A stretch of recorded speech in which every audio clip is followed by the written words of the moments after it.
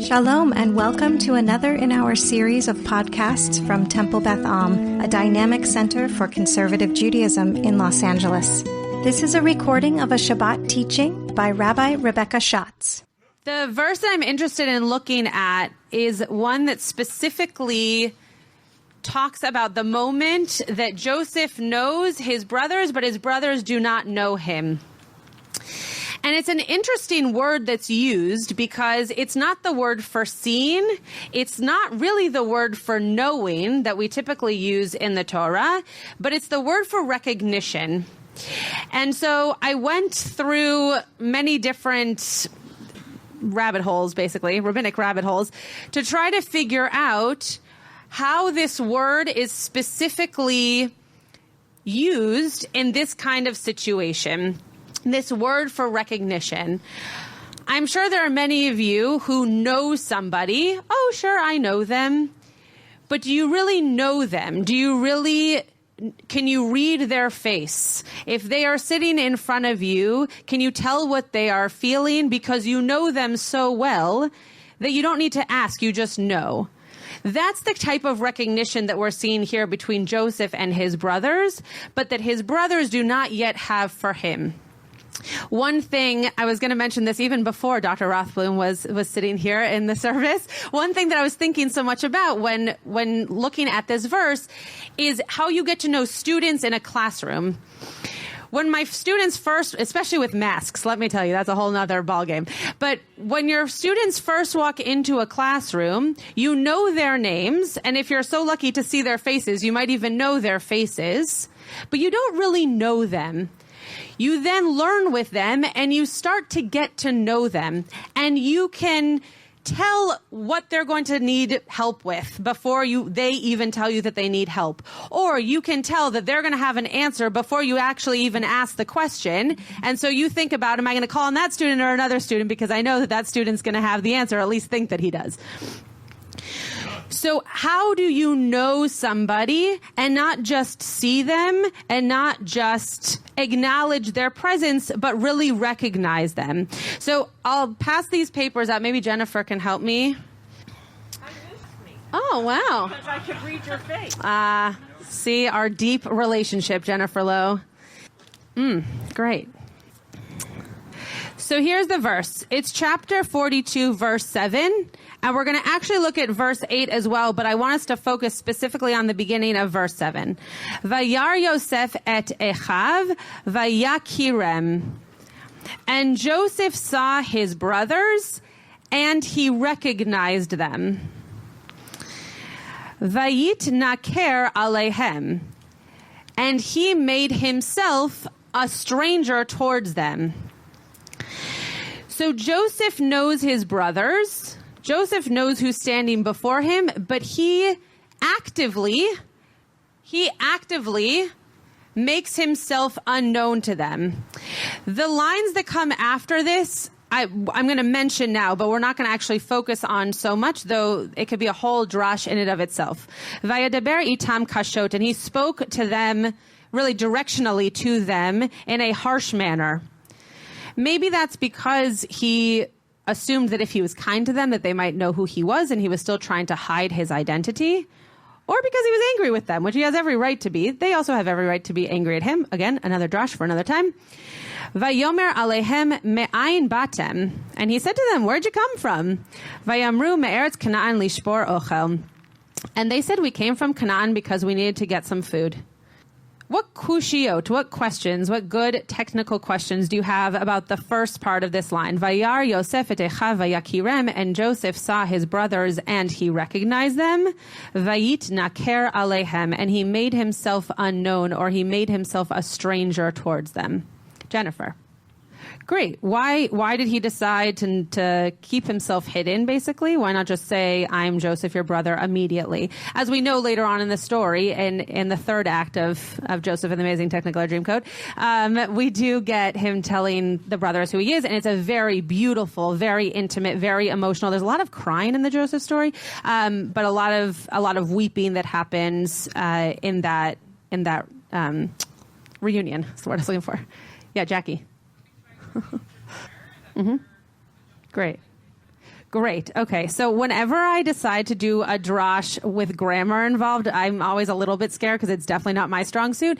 But Jackie is pointing out exactly the thing that we are going to talk about in just a few minutes, which is vayakirem. It's part of the reason that it's bolded. Vayakirem and vayitnaker come from the same general root, but are in different binyanim, are in different conjugations of the word, and end up meaning opposite things because of their conjugation, which is really interesting. That's not the case in all conjugations of Hebrew. If you conjugate one word into one binyan, into one way of conjugating or another, they don't always become opposites, but in this particular case they do. So Jackie was just pointing out how interesting that is. Norm. Yeah. Sure. Yeah. Great. Right. Great. Okay. Norm said a lot of really beautiful things. I'm not going to be able to say them all again, but what Norm was pointing out is that in my introduction to this teaching, Joseph doesn't really know his brothers in that way. He knew them once upon a time in that way, and he wasn't so thrilled about that. But now he recognizes them. He knows that they are his brothers, but he doesn't necessarily know their every next move. And so maybe that's why he keeps himself hidden, to get to know them a little bit better before that reunion, before that revealing happens. I thought I saw another hand. Was there another hand? Yes. Farid. Are you going to tell me my grammar's wrong? Okay. When you have a Hebrew teacher here, it's... Yeah.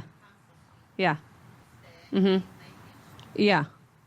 Great. So Vera's pointing out that it seems like you would want the reaction to seeing your brothers for the first time in such a long time, especially if you do recognize them, to be one of embrace, one of excitement, one of familial reunion in the ways that is positive. And in fact, he does the exact opposite. He decides, no, I'm going to make myself a stranger. I'm going to make myself unknown to my brothers. Yeah, Gabriella. Mm-hmm. Mm-hmm. Mm-hmm. Sure. Yeah. Great. So the vulnerability that is felt here is such that it seems to Gabriella that Joseph might not want to immediately come forth and be so excited to see them because they did something very hurtful and he's trying to take his space. So even if that vulnerable relationship it was there or can get back there, right now Joseph is not in a place to want to feel like that relationship is one that he's going to start up again, that he's going to want to be part of again. Great. Jennifer. And then we're going to move on. Okay, great. Yeah. Mm-hmm. Interesting. Yeah. Yeah. Great. So Jennifer was pointing out that it's possible that Joseph would not have actually known who they were had just, Reuven came forward, right? But the fact that they all came forward, there was a recognition of family, not just a recognition of, oh, you are Reuven and you are Shimeon and you are Levi, but this recognition of there are 10 brothers standing in front of me. Remember, the Benjamin's not there. My math is pretty good when it comes to -2. Coming before them and knowing that these are my brothers, as opposed to knowing them necessarily by name or really who they are as people. Okay, let's go to some commentaries. And then we can, I'm happy to take some comments along the way if you have them. So Rashi first says, Vayitnaker alehem, means he made himself strange unto them, meaning he made himself unknown unto them. He made himself like a nochri, a stranger to them in his conversation, speaking harshly. So the midrash that Rashi is quoting here is basically saying that this idea of speaking harshly, veidaber itam kashot, which comes later in the verse, is basically to say that he needed to change his voice. He needed to somehow hide himself in the personality that they knew him to have. And so he spoke harshly to them and he made himself unknown to them. Okay.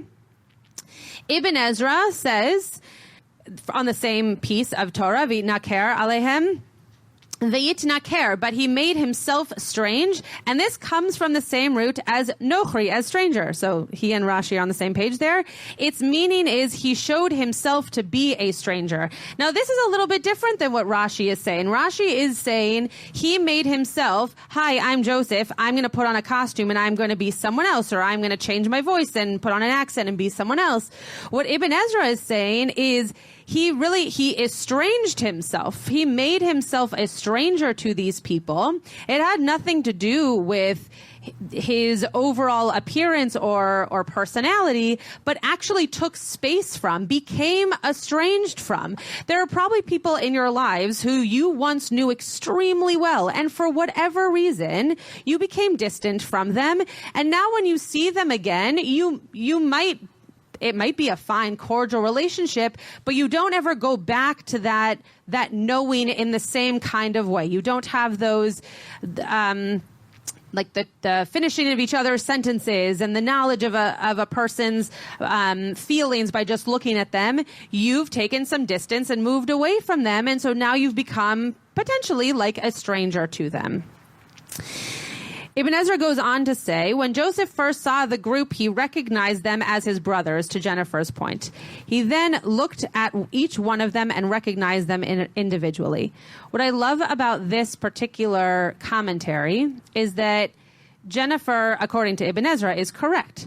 That the reason that Joseph recognized the brothers was because they came as one. They came as a family. But then as he began to see them, and I'm not sure if Ibn Ezra is referring to just this moment or the continuation of the story, as he got to know them, he recognized each one of them. He could name them. He could say who they were and what they were like. So he recognized them intimately. He knew them as brothers. Okay, go to the Orach Chaim. This one was my favorite. Vayar Yosef et Echav is on the bottom of the page, the last one.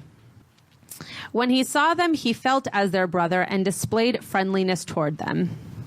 There are many people who we haven't seen during COVID, right? So, for example, I haven't seen one of my siblings. I haven't seen in a little less than, but close to a year. I don't know him, obviously. And when he stands in front of me, there is a sense of no time has passed at all, because we have that familial, that sibling relationship. And so the fact that when they came towards him, he felt that almost like a magnetic connection, some kind of familial pull. Sure, they were terrible to him, and he was not so great to them either. But ultimately, there is this connection. Now, not every family has close, personal, healthy family relationships like that. But if your family at some point was close enough to have those bonds, when you see those family members again, you feel that connection. You feel that closeness. It was only from the brother's side that he appeared as a stranger. So the brothers didn't recognize Joseph. Maybe it was because he made himself into a stranger, or maybe it was because they didn't feel that same kind of connection towards him that he felt towards them. The Torah emphasizes that he acted like this because the brothers did not recognize him. So this, to me, puts a real fine emotional point on this moment, that Joseph knew the brothers because he still felt love for them. He still wanted to be close to them. They were the ones who showed him some distance. They were the ones who said, let's take a break, right? There is a distance here that they needed, but he was still eager for that relationship. So he felt that closeness when they were in front of him. But the brothers had given up on him. The brothers didn't care to have that relationship anymore. Maybe it was because they really did think that he was dead, or maybe it was because they were over it. They were not sure that they wanted him to be part of their lives any longer. And so when he was in front of them, there was no moment of recognition for them because they weren't looking for him. They didn't expect to want to see him, and they didn't need to feel that closeness to him. Turn the page over. We're almost done, but I want you to see this. First of all, I want you to see this because if I could show this to my my biblical grammar teacher from rabbinical school. Maybe I'll send this to him. We had to use this thing called the BDB, which is the Brown Driver Briggs lexicon. And this was like the bane of my existence in rabbinical school. But when you use it now, it is fascinating. And because I don't have to do homework with it, it's great. When I had to do homework with it, it was terrible.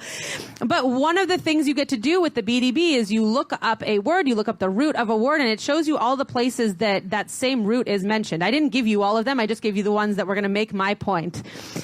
So, but I mean, they all, well, whatever. You can look at it later if you want. So here are the other places that I want to show you the same root used. So number 1, it says to regard or to observe, especially with a view to recognition. Okay, so we see that in when the tunic is taken to the father, and the brothers say, "Is this the tunic of Joseph?" And also, when Tamar and Judah have that very kind of it definitely is a moment. But this moment where Judah recognizes that he's done something and she's smarter than he is and has tricked him into this moment that she sleeps with him so that she can have a child, even though he's not supposed to be the person that she sleeps with, blah, blah, blah. Anyway, this verse comes up again in this moment of recognition. There was a moment of intimacy and of emotional connection there, and she knew it. And he maybe didn't really know it. And so now there's that moment of recognition. Also in Ruth, when she puts her face to the ground and says, "Why are you so kind to me? I'm a nochriya. I am a stranger. I have made myself strange in front of you." Okay. The next piece is in our particular story, to recognize as if you formally knew the person. The reason I put in brackets here, I had a feeling that maybe I'd have a rabbinical student or two in the room. So the reason I put in brackets here before a person can recognize their fellow is because that is the halacha around when you can say the Shema. And it's the same word. You have to be able to recognize yourself. You have to be able to recognize the other people who live in your household before you can approach prayer and approach God, which I think is really powerful. But it's also the same as here in Genesis 42:8. The verse right after the one we just read, Vayiker Yosef et Echav vehem lo hakiruhu.